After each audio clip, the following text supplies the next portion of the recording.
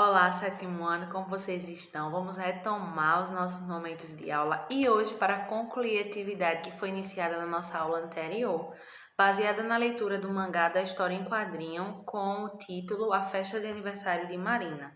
Nós vimos um pouco sobre o Maurício de Souza, nós vimos sobre a Turma da Mônica, vimos que a evolução dos personagens, né, para poder estar atendendo de uma forma mais específica ao público jovem, ao público adolescente.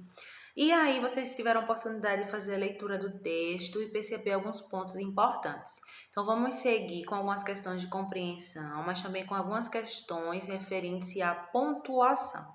Nós sabemos que a pontuação é extremamente importante para garantir, para confirmar o sentido que quer se passar, através das palavras, dos textos e das expressões. Então, nós vamos observar alguns pontos importantes lá na História em Quadrinhos para poder respondermos as questões que iniciam na página 93. Abra o seu livro na página 93 e acompanhe as explicações. Sétimo quesito traz o seguinte: observe os sinais de pontuação utilizados nas falas dos personagens. Então, nós vamos precisar voltar as páginas lá para o texto e observar o uso de alguns sinais específicos de pontuação, ok? Letra A. Que sentido é produzido com o uso de reticências na fala dos personagens? Quando você retornar às páginas e você perceber o uso de reticências lá no texto, é com que sentido que está querendo, que sentido está se usando, que sentido está pretendendo passar através do uso das reticências.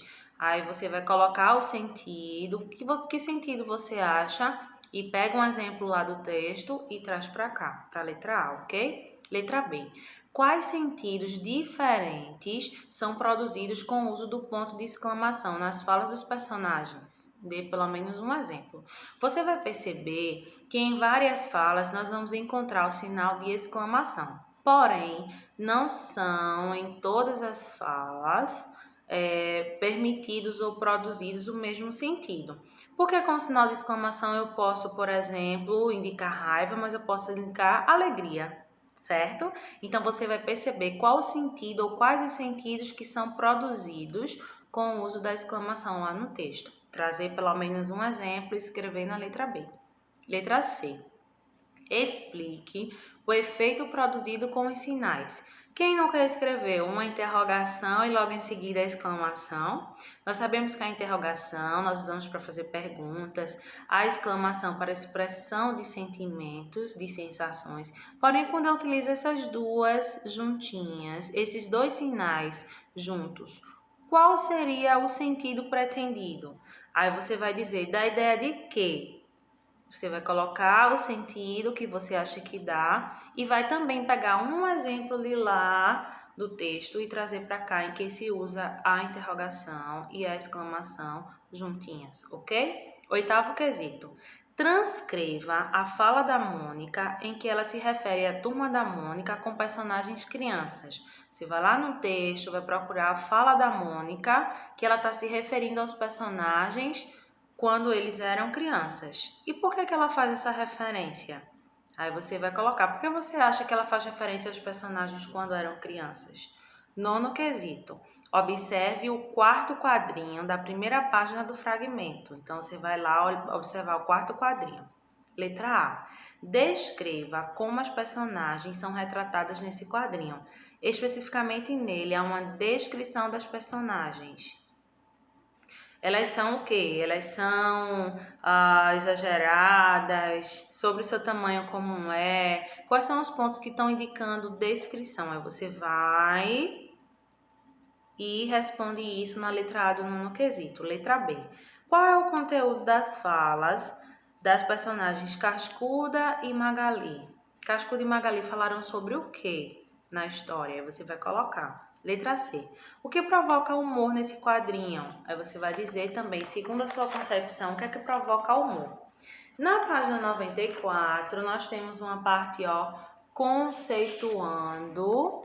E como normalmente nós fazemos nas nossas aulas, pegue o seu marca-texto e destaque os pontos importantes, porque eles vão lhe ajudar nas nossas revisões, ok? Então, nós temos aqui, conceituando o que seria mangá. É o nome dado a todas as histórias em quadrinhos de origem o quê? Japonesa. Então, tópico importante para você destacar. E aí você vai conhecer um pouco mais sobre o mangá.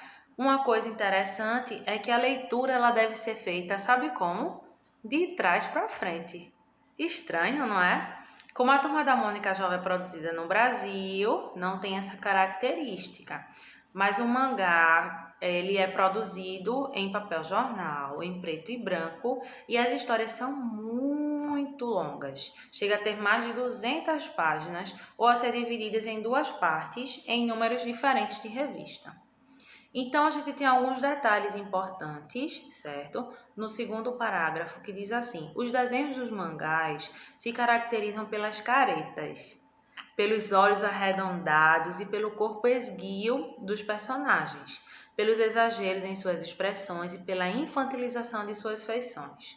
Esse conjunto de recursos tornam as histórias mais engraçadas. Aí tem alguns elementos gráficos que são mais usados: a gotinha, os olhos brilhando e bochechas coradas, olhos apertados e riscos no lugar do nariz. Para cada tópico desse, tem uma explicação do lado que você vai precisar ler e também destacar com o seu marca-texto, ok? Vamos para o 10º quesito. Em relação aos elementos do mangá e ao fragmento extraído da revista O Aniversário de Marina, faça o que se pede a seguir. Letra A. Descreva as situações em que há ocorrência do recurso visual da gotinha.